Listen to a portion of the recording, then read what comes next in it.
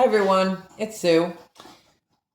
It's a Saturday and I have Saturdays off, so I'm going to do some readings for you guys. And I haven't done it in a while and I miss it, so I need to get on here and start doing this for you guys. I'm going to do a love reading for you guys today, so I'm going to ask the angels and spirit guides to bless these cards in high vibrational energy to bring my viewers and listeners whatever is the answers that they seek. Let's get started. All right, what is it in love that my viewers need to know? What is it about love that my viewers need to know? All right, let's see. This dog is making himself choke because he barks at the white truck that leaves the driveway. He's silly. Okay, so on the bottom of the deck, what you don't see coming is enlightenment. And enlightenment is some things coming to light, like finally realizing something that it like hits you as an epiphany. Like, holy cow, that's real? Yeah. And we all have that sometimes. I'm trying to move stuff around so I can make some room on my table because there was a lot of cards that came out in that. So there's a lot to say. Okay, so your first card up here is remarkable. So there's something really remarkable about this person on your mind. Like, it's remarkable. It is so different from everyone else. It's just, and it's, there's no words for it. This is a rekindling. And when I get this rekindle card, this card represents to me that this is either somebody from your past that maybe you wanted a relationship with, but it didn't happen, or somebody you had a relationship with and it didn't work out at the time, because sometimes it's the right person, wrong time. Or maybe this is a past life experience, because we all have those. We, in my belief, we're all reincarnated, and sometimes, well, pretty much anyone who has unfinished business, like people say, well, ghosts are unfinished business. Well, I think that ghosts don't realize, or spirits don't realize that they're dead, or they don't want to go. But in my opinion, when we find someone in our past life and it's a karmic, we go on until we end the cycle with that karmic, whether it's 10 lifetimes away, and we finally break that cycle with them, and we've been with them in 10 lifetimes. Finally, we break the cycle and say, no, you're toxic, I'm toxic, we're done. That's when your karmic relationship ends, so that you can move on to something else and somebody better. Your next card up is spiritual. So this is actually a very spiritual journey. So this, I believe, is guided by God, the divine. You got the emotions card, and that's asking you to go deep into your emotions about how you feel, or how do you really, really feel about this person, past their looks, past the little things. How do you really feel about them as a person? Do the things that they do, is the person that they are really somebody that you're compatible with? Next card up is boundaries. And this boundaries card is very important because boundaries can be taken in so many ways. We all have to have boundaries, whether it's mother, father, child boundaries, husband, wife boundaries, best friend boundaries, coworker boundaries. There's boundaries in everything. And these boundaries are not saying, excuse me, I'm going to keep you at bay and this is what you can and can't do. They're boundaries that can't be crossed. Like being able to make sure that you are still who you are while you're in this relationship with someone else, friend, family, whatever.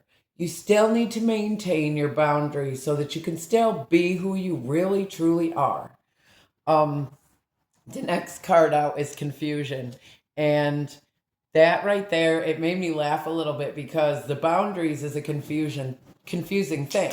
We get with somebody and we're like, we don't need boundaries. The door is open. Everything that's mine is yours. Yours is mine.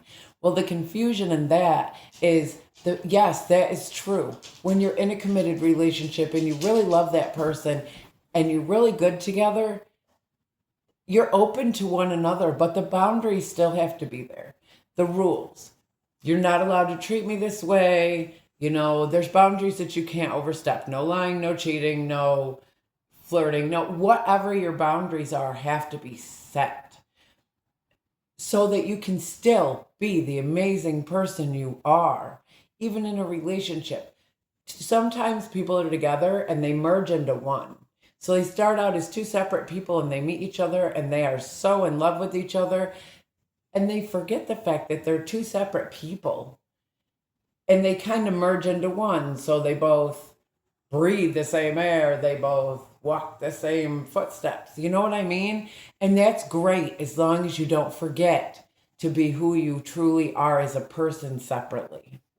Because you're separate, who you are is what brought you into that union with that person. That's what made you love each other, is who you are individually, separately from them. The next card up is cherish. So it kind of goes along with what I'm saying. Cherish each other, your individuality. Cherish who you are as a person separate from one another. Next card up is synchronicity. I love this card. So this card represents somebody who you form this closeness with, that you're so synchronistic that you're finishing each other's sentences, or you text each other at the same time, or you both say the same thing to one another, or you look at the clock and every 5 seconds it's a synchronistic number, like, and then they call you or something like that. Start watching for synchronicities. That's your person. The last card up is tested. Okay, this card, to me, I love the card tested. We hate being tested. Let's just be honest here. We are all adults. We hate being tested. We're all human, I should say, because even kids hate being tested. We don't like it. We're like, what the heck? We do this, we do that. We go to work every day. We come home. We take care of the family. We clean the house. Why? Why does something have to be thrown like a monkey wrench into every single thing we do? Because we're being tested. And when God tests us, his test is to find out if we can handle the pressure when things are so great to have a monkey wrench thrown in there. Can we handle that little bit of turbulence? Can we handle being short on rent this month? Does that mean that we're just going to lose our composure? And are we going to let money problems come between us as a couple? Are we going to let it break us up? Maybe a family member passes, or a bad accident happens, or one of the two of the people gets seriously injured. Is that test going to make you walk away from each other? Or are you going to stand united with this person through any test that comes your way? Because we need to be tested. To me, that is so important, to be tested. So I love this reading for you guys. I love it. Like, this person that's coming in is going to be remarkable. Please set boundaries. And that boundaries means not losing yourself in this relationship. You both have to stay individually you. You both have to have your fun and hobby activities that you do by yourselves. Or maybe you do them together. But you don't have to love the same things that the other person loves. But you know what? It's nice to come over on their side and say, oh, I like stock car racing. So if my person was, when I meet that right person, maybe he doesn't like stock car racing, or he's not into it, or he's never really dealt with it or been there. But he says, hey, you know what? You like it, so I'm going to go with you. And maybe it's not his cup of tea, but he just wants to be there because he's with you. He doesn't care what you're doing. And maybe he likes rodeos. I'm just coming up with things. Maybe he likes rodeos and you're not into that stuff, or you've never been, the same as he's never been to your races. And you're like, hey, you know what? It doesn't matter. As long as I'm with you, I want to go and enjoy you enjoying something that you like. If that makes any sense. Thank you guys for being with me. I'll be back soon with another video. Bye.